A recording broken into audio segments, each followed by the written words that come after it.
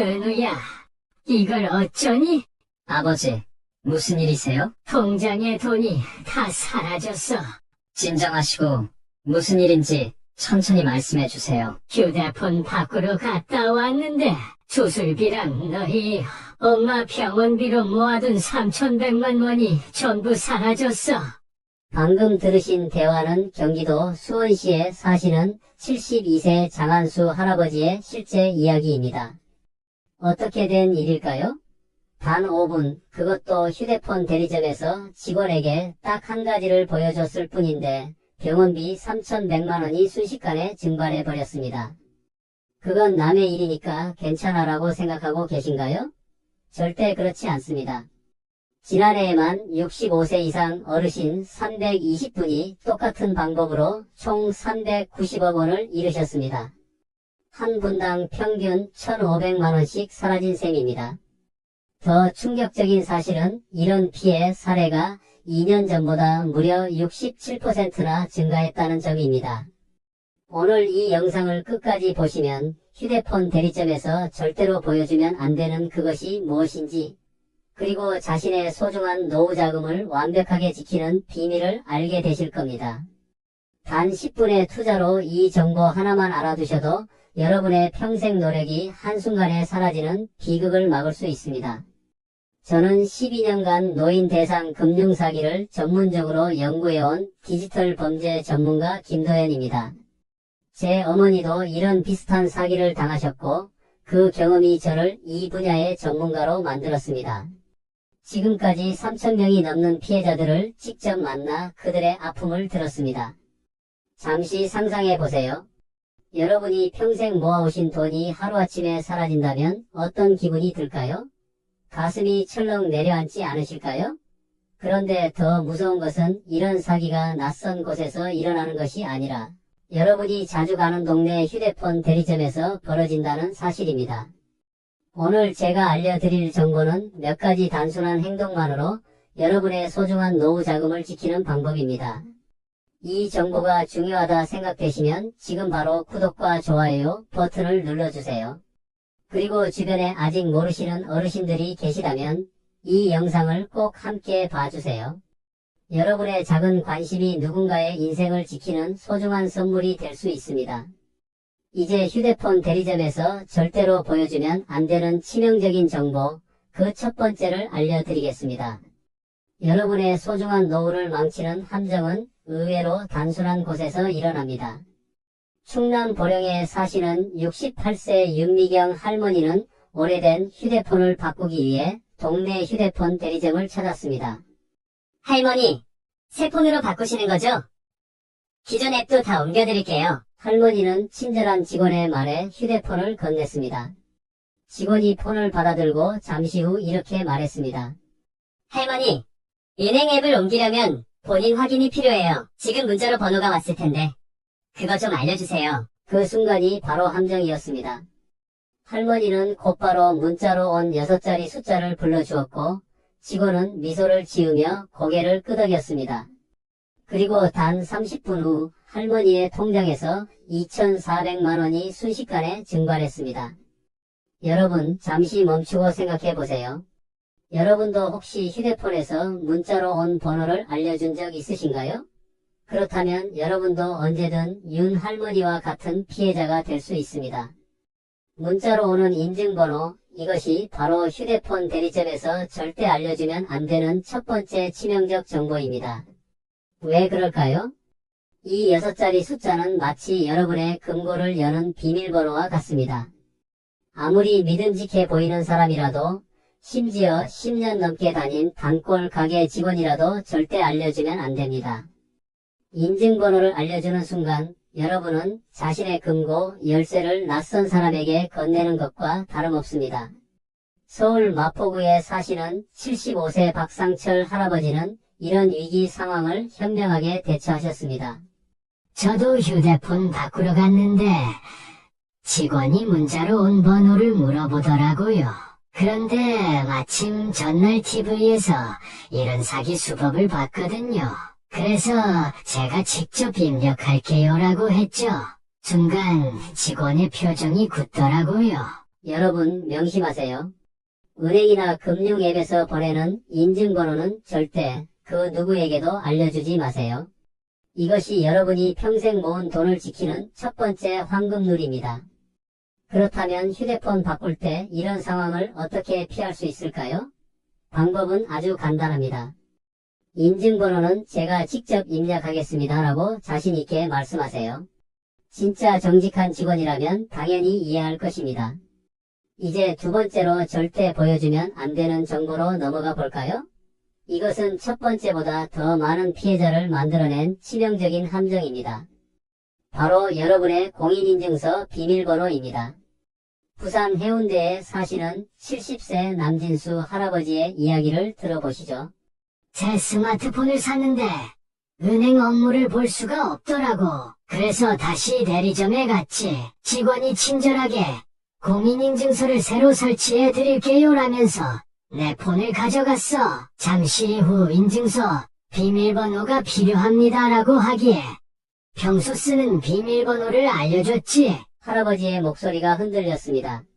그날 저녁 손녀딸 학비를 보내려고 은행 앱을 열었는데 통장 잔고가 0원이 되어 있더라고. 2,750만 원이 모두 사라진 거야.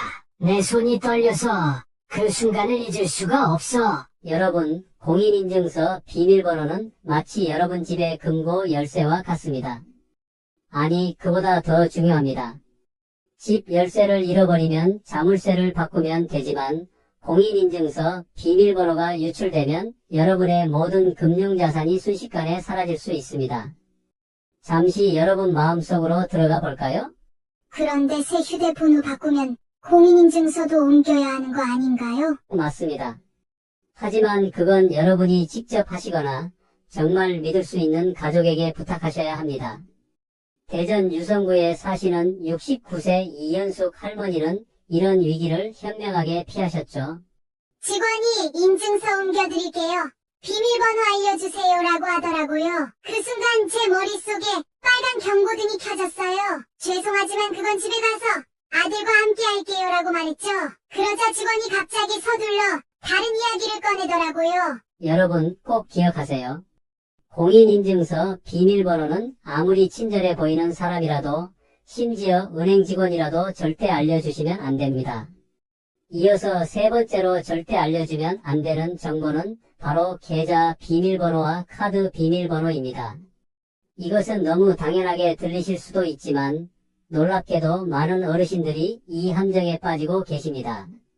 강원도 원주에 사시는 73세 문창수 할아버지의 경우입니다. 제 폰에 은행 앱을 설치하는데 직원이 앱이 제대로 설치됐는지 확인해 볼게요. 소액 이체 테스트만 해보면 됩니다라고 하더군. 그러면서 내 계좌 비밀번호를 물어보는 거야. 의심 없이 알려줬지. 그날 저녁 통장에서 1,800만 원이 사라졌어. 할아버지의 눈에는 눈물이 고였습니다. 손주들 대학 등록금으로 모아두었던 돈이었다고 합니다. 여러분 질문 하나 드릴게요. 길을 가다 낯선 사람이 죄송한데 신용카드 비밀번호 좀 알려주실래요? 라고 하면 알려주시겠습니까? 절대 그러지 않으시겠죠? 하지만 휴대폰 대리점에서는 왜 이런 중요한 정보를 알려주게 되는 걸까요? 우리는 여기서 친절함과 신뢰감이라는 가면 뒤에 숨은 위험을 인식하지 못하기 때문입니다. 이제 마지막으로 휴대폰을 안전하게 바꾸는 확실한 방법을 알려드리겠습니다. 지금까지 절대 알려주면 안 되는 3가지 치명적인 정보에 대해 알아보았습니다. 하지만 여러분의 마음에 의문이 남아있을 겁니다. 그렇다면 휴대폰은 어떻게 안전하게 바꿔야 할까요? 바로 지금부터 그 방법을 알려드리겠습니다. 사실 안전하게 휴대폰을 바꾸는 비결은 놀랍도록 간단합니다. 제가 3,000명이 넘는 피해자와 성공 사례를 분석한 결과 3가지만 지키면 여러분의 소중한 자산은 절대 사라지지 않습니다. 첫 번째, 휴대폰 바꾸기 전 중요한 앱은 미리 로그아웃하기입니다. 제주도에 사시는 71세 오정환 할아버지의 사례를 들어볼까요? 저는 새 폰 사러 가기 전날 은행 앱과 카카오톡에서 미리 로그아웃했어요. 손녀가 영상통화로 하나하나 알려줬죠. 생각보다 어렵지 않더라고요. 그렇게 준비해서 대리점에 갔더니 직원이 뭐 물어보는 게 없더라고요. 제 돈은 안전하게 지켜졌습니다. 여러분도 지금 당장 시도해보세요. 은행 앱을 열고 설정 또는 로그아웃 버튼을 찾아 눌러보세요. 어렵지 않습니다. 가족의 도움을 받아도 좋고 모르겠다면 해당 은행 고객센터에 전화해서 물어보세요. 그들은 친절하게 알려드릴 겁니다. 두 번째, 휴대폰은 절대 혼자 건네주지 말고 유심칩만 교체하기입니다. 인천 부평구에 사시는 67세 최영숙 할머니의 현명한 대처 방법을 들어보시죠. 직원이 폰 좀 주세요라고 하길래 저는 단호하게 아니요. 유심만 바꿔주세요. 제가 보는 앞에서요라고 말했어요. 처음엔 불편한 표정을 지었지만 제가 계속 그렇게 요구하니까 결국 제 앞에서 유심만 바꿔줬어요. 할머니는 미소를 지으며 덧붙였습니다. 직원이 뭔가 더 하려고 했지만 저는 나머지는 집에 가서 손녀랑 할게요라고 했죠. 이렇게 하니까 아무 문제 없이 안전하게 폰을 바꿀 수 있었어요. 유심칩이 뭔지 모르신다고요? 걱정 마세요. 전화번호가 저장된 작은 칩입니다.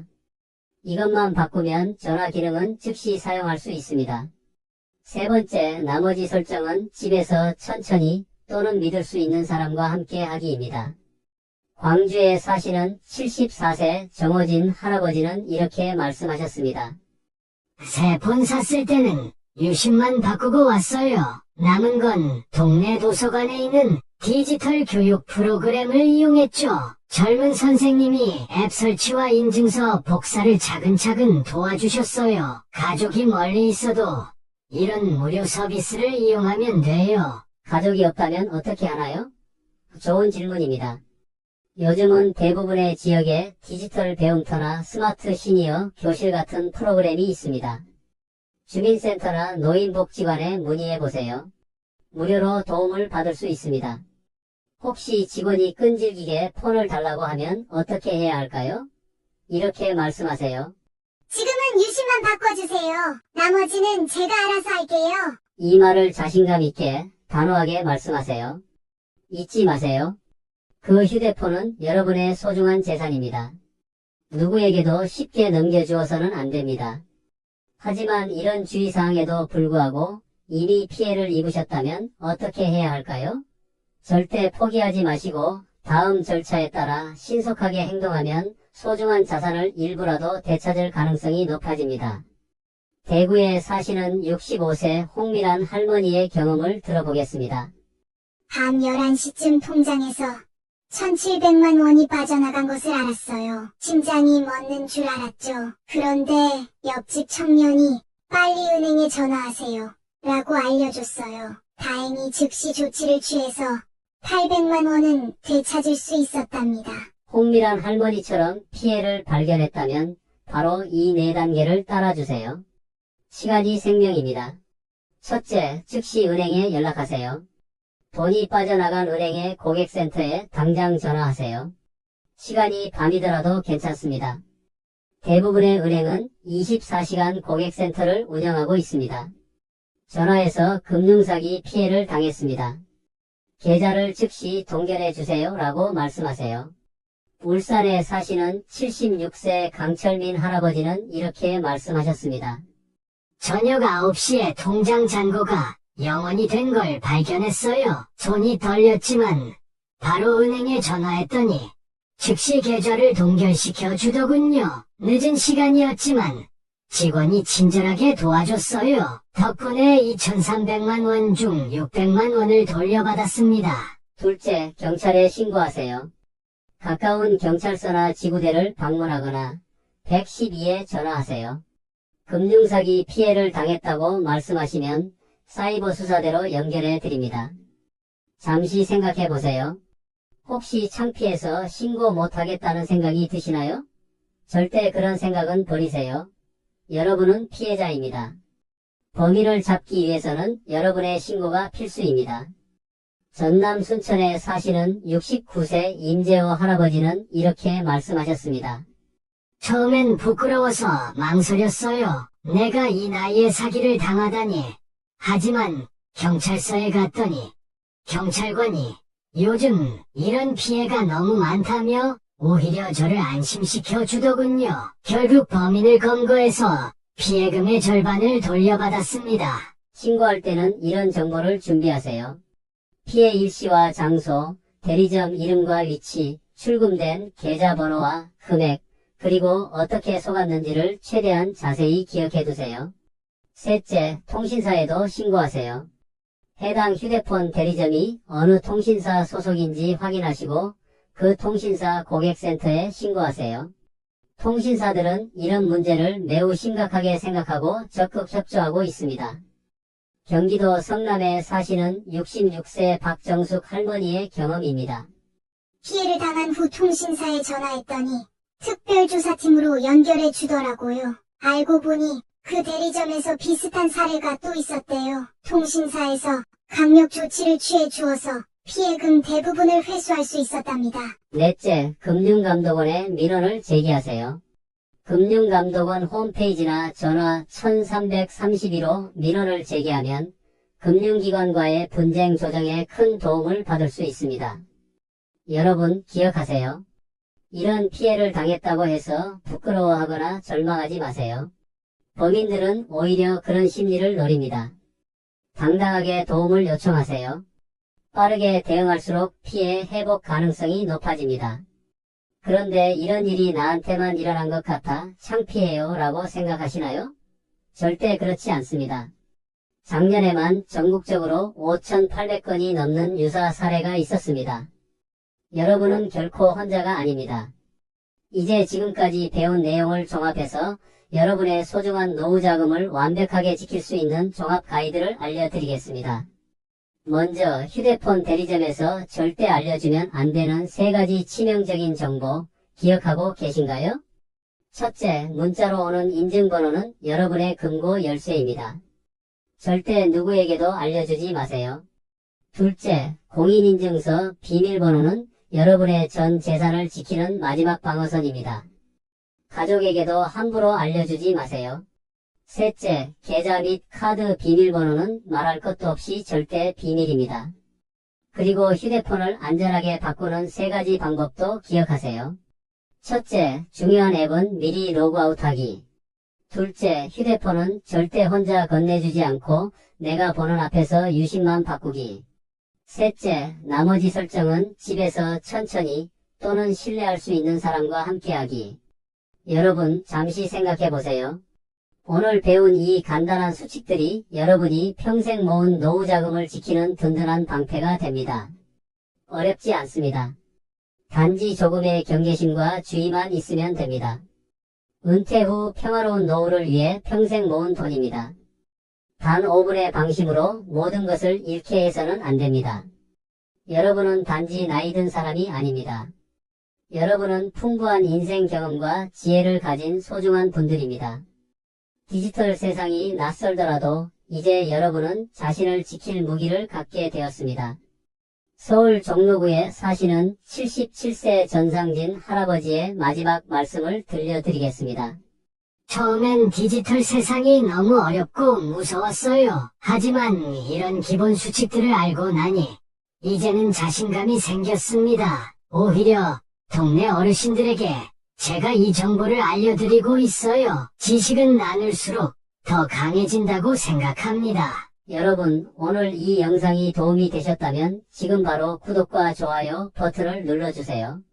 그리고 무엇보다 주변의 다른 어르신들에게 이 정보를 꼭 알려주세요.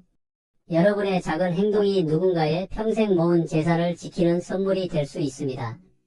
디지털 세상은 두려운 곳이 아닙니다. 기본 원칙만 알면 오히려 더 편리하고 안전한 세상이 됩니다. 오늘부터 여러분은 더 이상 금융사기의 쉬운 표적이 아닙니다.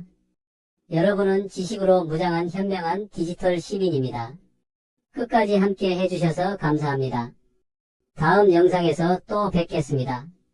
항상 건강하시고 행복하세요.